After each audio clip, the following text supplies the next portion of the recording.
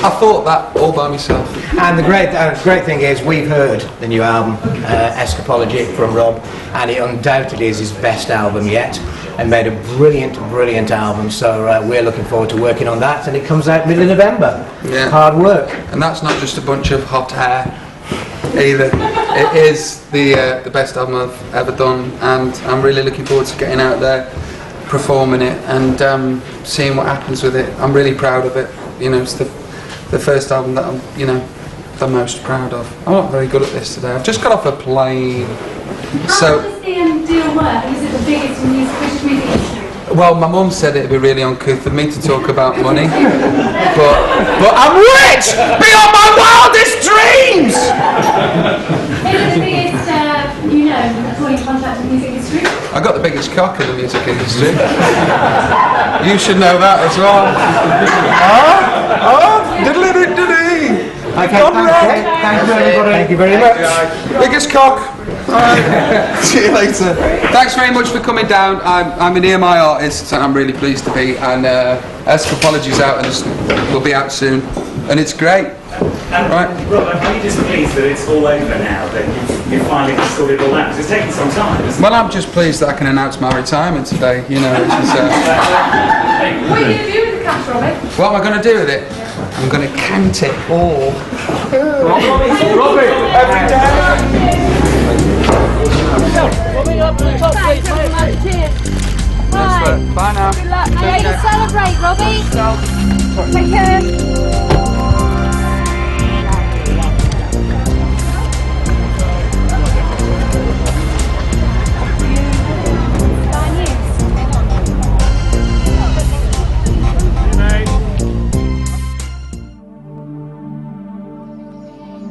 You've got two choices.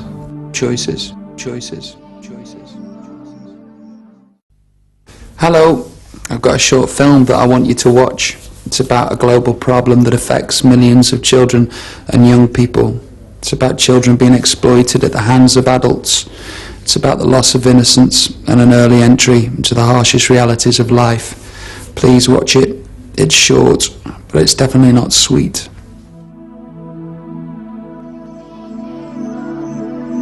Countries like these are rich in natural resources.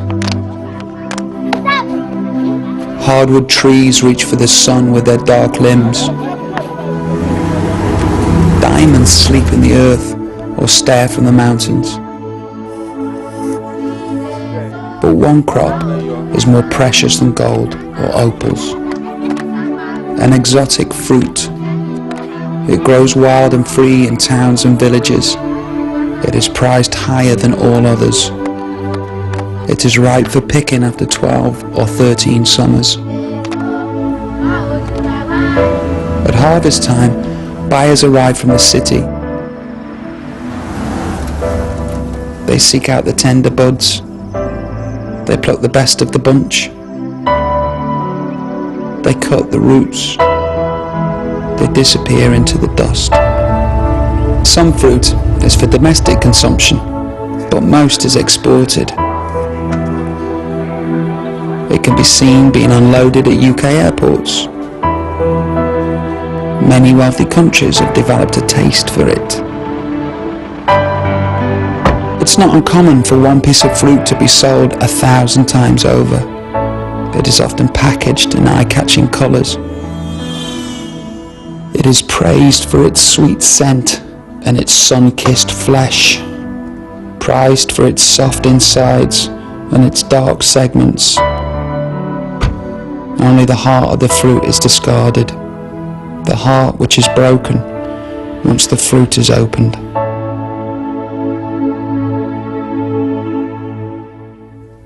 Every year, over 1 million children are trafficked, transported across borders and exploited on their arrival. UNICEF wants to end child exploitation and are tackling the problem at the source. But we need your help. You've got two choices. Do nothing or do something. I sincerely hope that you will join UNICEF's campaign to help end child exploitation.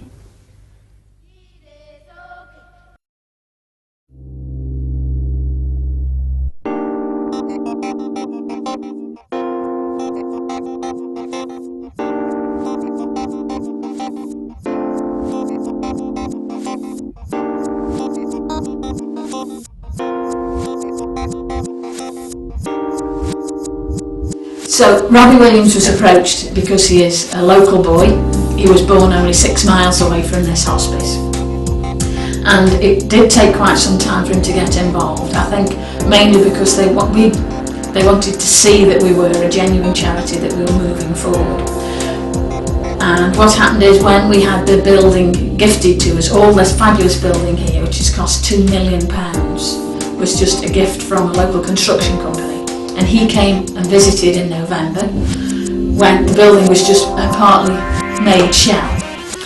And he was walking around and chatting to people, chatting to the people working on the building, very friendly, very down to earth. Actually met his father about 3 or 4 months ago, and he was saying that this is very important to him. He's actually patron of only 3 charities: UNICEF, Great Ormond Street Hospital in London, and here.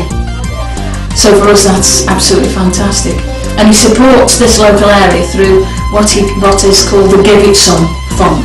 And he's paid £500,000 into that fund, that local charities can have grants from that. So we do get money from that as well on a regular basis. And he has said that he will come and see us again. So hopefully he will. In actual fact, a little while ago he supports one of the local football teams. And they were having real financial problems, and everybody was saying, I do hope he supports us. And he was actually quoted, he rang the local newspaper and said, I would much rather my money comes to the hospice, because after all, this is about children who are not going to live. That's only football. So he is very, very supportive. And as you say, his image can be not very good. But certainly local people who've met him and know him say that he's basically a good guy. I get the impression that he likes to put on a show for people. He's the showman. He likes to be very loud and exuberant. But having said that, inside he's a little bit shy. I think a lot of it is it's all show. Basically he's just a normal guy who's got several hang-ups, but basically he's an okay sort of guy who's got a big affection for this area, and as I say, a lot of it, I think that he says things because he feels that's what he should say, that's how he should behave because he's in the public eye. But deep down he's not really like that at all. When he comes here he still goes in the local pub for a drink. He still sees his old friends. So really, when he's here, he's a very down-to-earth person. It's only when he's away from here that he goes into showbiz mode and becomes, hey, this is Robbie Williams. Because you say that's only the side that people see. They don't see the other side. And yes, he has had problems, but basically he's just a good guy.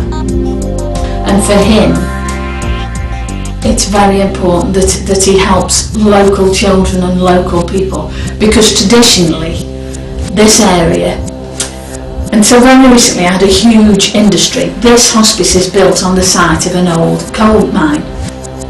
So all underneath here is just empty space, because this was where the pit head was, where this building was.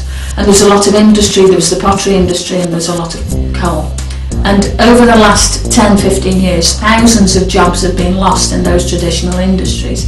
And this area is quite a poor area. So I think because he's done so well, he wants to put something back. Just up the road here, he went to visit some people who wanted to build a community hall.